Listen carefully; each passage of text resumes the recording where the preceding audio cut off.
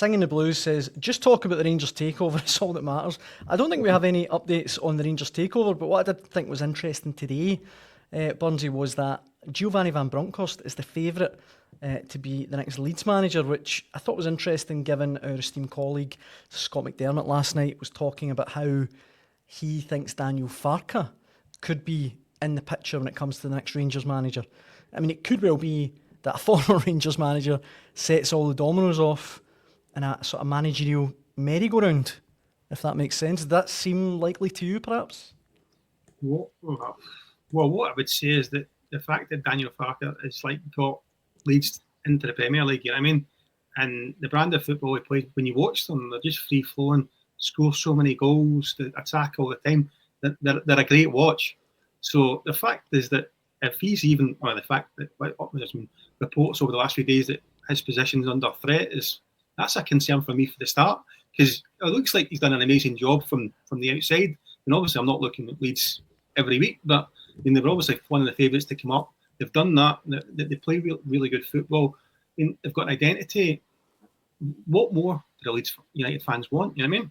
You know what I mean? And then it goes back to what do the owners want? You know what I mean?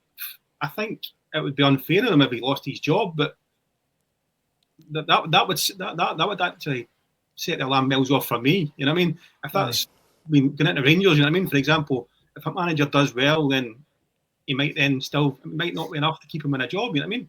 But Van Bronckhorst, I think he's got a very good managerial record. I think he did well at Rangers. In European final in difficult circumstances. You know what I mean? He came in after Steven Gerrard. Steven Gerrard, everyone's talking about Steven Gerrard doing a great job at Rangers, and he stopped 10 in a row. He did. And obviously won that title, but everyone seems to forget. History's been rewritten. He spent an absolute fortune on that team to stop 10 in a row. And, the money, it set Rangers back quite a bit, trying to balance the books again, you know what I mean? So, Van Bronckhorst, when he came in, it was a difficult job he had. And he got, obviously, the acid test is trying to topple Celtic. He couldn't do that, but he still took Rangers to a European final in the current climate, which I still think is a tremendous achievement. You know what I mean? And on top of that, Mick, he took Rangers to European finals, Burnsy says. He won the Scottish Cup and qualified for the Champions League, and he was only there, I think it was almost a year to the day. I think that when people look back in the future, that will go down as a massive mistake to sack Van Bronckhorst.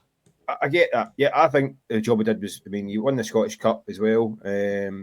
Got them to, to get to a European final. You're talking, was it 10 years after being in the bottom tier of Scottish football? Aye. It was an extraordinary story. I don't think we'll even quantify it just until it's far in the distance. It's a huge achievement.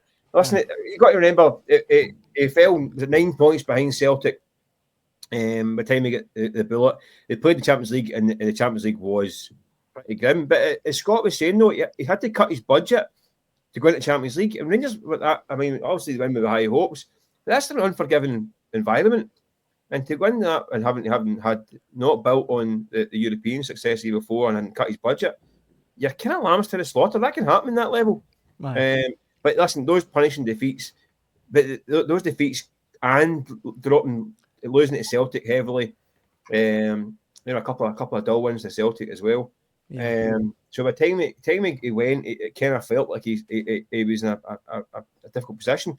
I think when you go fast forward to Michael Beale and then Philip Clement got far more leeway than Van Bronckhorst got in terms of where he got to in his reign.